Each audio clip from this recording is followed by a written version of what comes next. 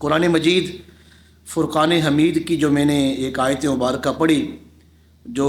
اہل محبت تھے وہ سمجھ گئے کہ میں یہ آیت مبارکہ کیوں پڑھ رہا ہوں۔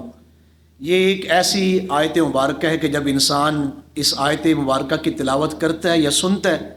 تو فوراً اس کا دھیان مدینہ منورہ کی طرف جاتا ہے۔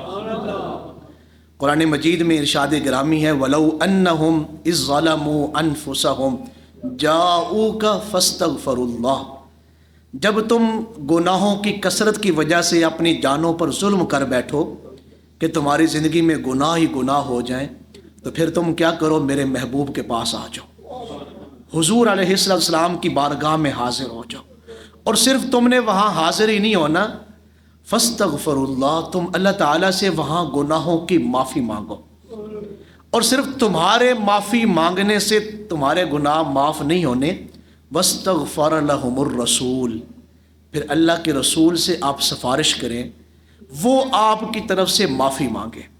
وہ آپ کے گناہوں کی معافی آپ کو عطا کر دیں، وہ آپ سے راضی ہو جائیں۔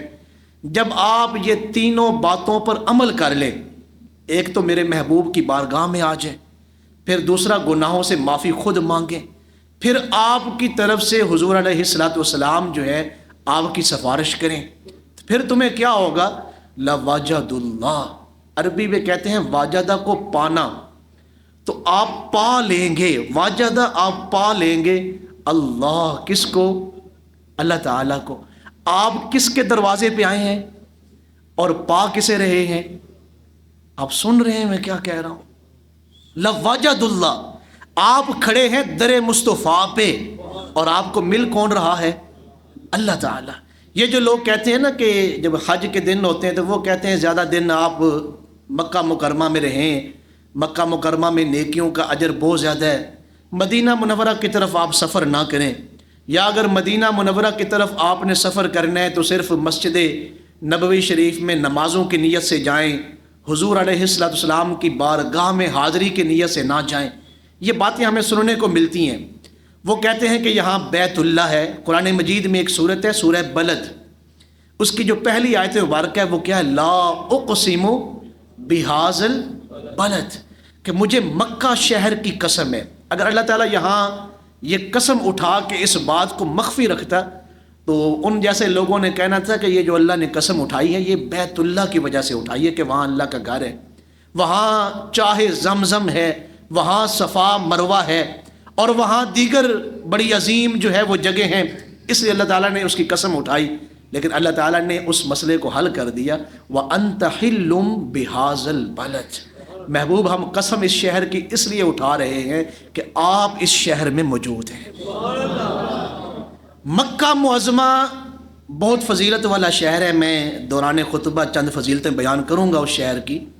لیکن مدینہ منورہ کی بات میں کر رہا ہوں کہ اللہ تعالیٰ فرما رہا ہے کہ آپ میرے محبوب کی بارگاہ میں حاضر ہو جائیں، پھر گناہوں کی معافی مانگیں، پھر حضور آپ کی طرف سفارش کریں۔ جب آپ ان تینوں باتوں کے اوپر عمل کر لیں تو اس کے بدلے میں اللہ کیا عطا فرمائے گا،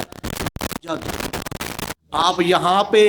مدینہ منورہ میں روضہ اقدس پر جب آپ کھڑے ہوں گے تو آپ اس بات کا یقین رکھیں آپ نے اللہ تعالیٰ کو پا لیا ہے، اللہ تعالیٰ کی قربت اور اللہ کی معیت آپ کو حاصل ہو گئی ہے، اور پھر آپ اللہ کو کس حال میں پائیں گے، تواب، اللہ تمہارے گناہوں کو معاف فرما دے گا، اور پھر صرف تمہارے گناہوں کا جو ہے وہ گناہوں کی معافی کا ہی اعلان نہیں ہوگا، فرمایا کہ رحیمہ، اللہ تعالیٰ کی رحمتیں بھی تمہارے دامن میں آ جائیں گی۔ میں آج چند گھڑیاں مدینہ منورہ کے حوالے سے ہی عرض کرنا چاہتا ہوں، میری دعا ہے کہ اللہ تعالیٰ مجھے اور آپ کو بارہا مرتبہ وہاں کی باادب اور قبولیت والی حاضری نصیب فرمائے۔ مکہ معظمہ کی بڑی عظمت ہے۔ مکہ معظمہ وہ سرزمین ہے کہ جس سرزمین پر کئی انبیاء کرام تشریف لائے ہیں، اور کئی انبیاء کرام کی جو قبور ہیں وہ سرزمین مکہ مکرمہ پر ہیں۔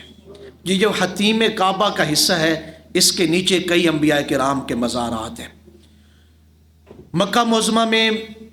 بیت اللہ شریف ہے، چاہے زمزم ہے، صفا مروہ کی پہاڑیاں ہیں، قرآن مجید مکہ مکرمہ میں نازل ہوا ہے، اور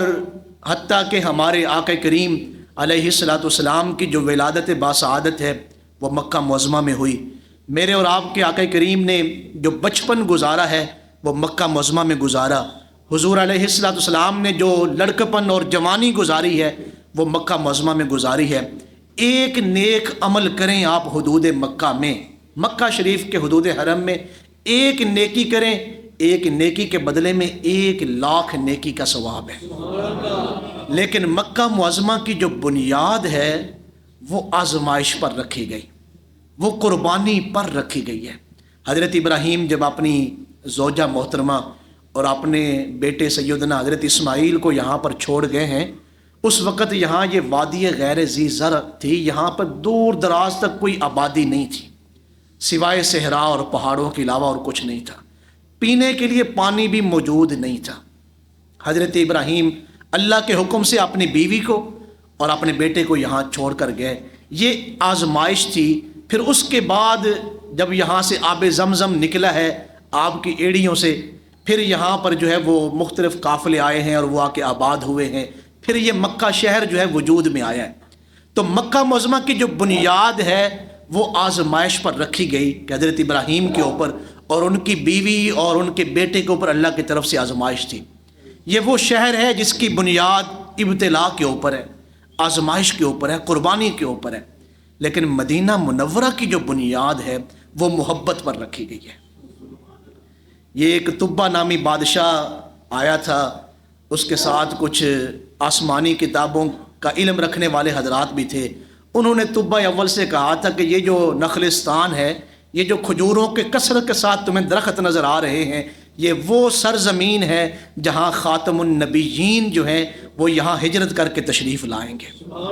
تو اس نے یہاں پر ایک بستی پھر قائم کی تھی کافی بڑی، اور پھر اس نے اپنی بادشاہت بھی چھوڑ دی تھی، وہ خود بھی یہاں قیام پذیر ہوا۔ پھر جس گھر میں ہمارے آقا کریم علیہ الصلوۃ والسلام رہے ہیں حضرت ابو ایوب انصاری کے ہاں، یہ گھر اس نے حضور علیہ الصلوۃ والسلام کے لیے تیار کیا تھا، اور ایک پرچی اور ایک خط بھی اس نے حضور علیہ الصلوۃ والسلام کے نام چھوڑا تھا کہ جب میرا یہ خط آپ تک پہنچے تو آپ میرے ایمان کو قبول فرمائیں، کہ میں آپ کے اوپر ایمان لا چکا ہوں۔ یہ شہر کا جو وجود ہے وہ محبت پر ہے۔ یہی وجہ ہے کہ اس شہر کی ہر چیز حضور علیہ الصلوۃ والسلام سے محبت کرتی ہے۔ احد کے پہاڑ کے بارے میں حضور نے کیا فرمایا تھا؟ یہ پہاڑ مجھ سے محبت کرتا ہے، میں اس پہاڑ سے محبت کرتا ہوں۔ یہ شہر محبت ہے۔ کھجور کا ایک تنا جس کے سہارے حضور علیہ الصلوۃ والسلام خطبہ دیا کرتے تھے، بعد میں ایک خاتون نے ممبر شریف بنوا کے دیا، وہ مسجد نبوی شریف میں رکھ دیا گیا۔ تو صحابہ کرام نے جب ممبر شریف کو رکھا تو اس ستون کو، اس لکڑی، اس کھجور کے خشک تنے کو وہاں سے ہٹا دیا، تو مسجد نبوی شریف میں رونے کی آواز آ رہی ہے۔ وہ کھجور کا تنا محبت رسول میں رو رہا ہے۔ یہ مدینہ منورہ ہے، یہاں کے پہاڑ بھی حضور کی محبت میں، یہاں کے خشک کھجور کی لکڑیاں اور خشک کھجور کے تنے بھی حضور سے محبت کر رہے ہیں، یہاں کے پتھر بھی حضور سے محبت کر رہے ہیں۔ اور جیسی محبت اہل مدینہ نے کی ہے ہمارے آقا کریم علیہ السلام سے، اس کی مثال زمانے میں نہیں ملتی۔